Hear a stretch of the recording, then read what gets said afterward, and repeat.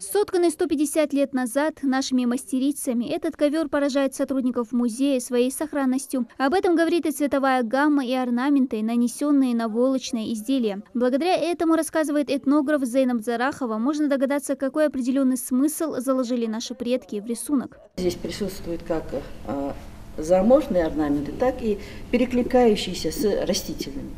Вот перекличка с растительными орнаментами у нас появляется чуть позже. Ходить по такому ковру было не принято. Его вешали на стены, и он становился украшением дома. Много лет эта бесценная реликвия хранилась в коллекции доктора исторических наук, заведующего отделом этнографии Дагестанского исследовательского центра Российской академии наук Магомедхана Магомедханова. У нас очень большое внимание уделяется ковроделию. Очень много желающих заниматься этим искусством.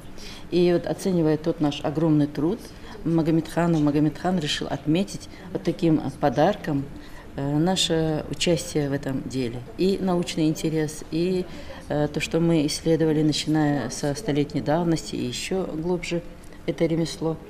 И из своей коллекции он подарил ковер размерами 2 на 4 метра, который просто вот отдает той древности и образами, которые закладывала мастер создания этого ковра.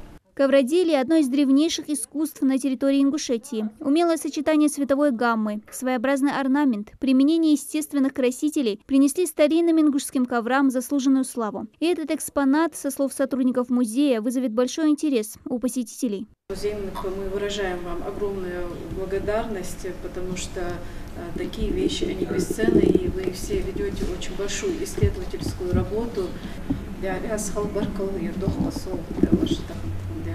Памятный подарок музею подарили в честь праздника. 27 мая он отмечает свой 30-летний юбилей. Сейчас в его фонде насчитывается свыше 3000 экспонатов. Порядка 500 из них получены в дар от частных лиц. Немало предметов быта и ковров переданы и от Зейнаб Зараховой. В коллекции также есть и экспонаты от ведущих музеев страны. В позапрошлом году наш фонд пополнился замечательной коллекцией, которую нам передал коллекционер Владимир Ильич Некрасов.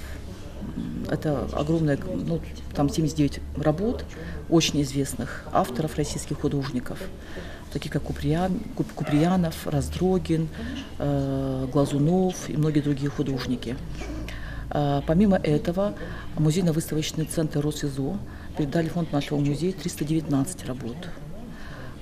В этом году нам уже с нами созвонились и собираются передать в фонд нашего музея работы замечательного грузинского художника Вахтанга Тугладзе. От лица Магомедхана и от себя лично желаем огромных успехов в работе.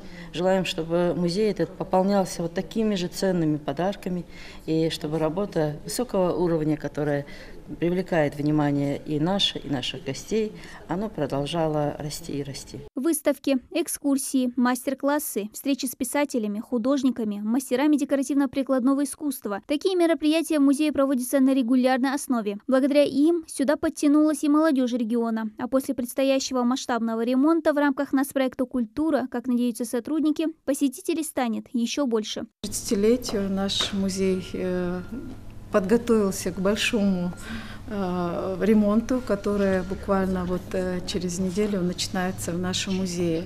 Наши посетители в скором времени могут посетить залы нашего музея уже обновленными. Здесь будут обновленные экспозиции, частичные реконструкции наших залов. Закончить реконструкцию планируют к ноябрю. Пусть музей будет закрыт для посетителей, его работа не остановится. Сотрудники намерены проводить передвижные выставки, выкладывать в соцсети научные статьи, публикации, другие интересные материалы о работе музея и интересных экспонатах, пополнивших фонд. Дана Плиева, Исмаил Коригов, Новости 24.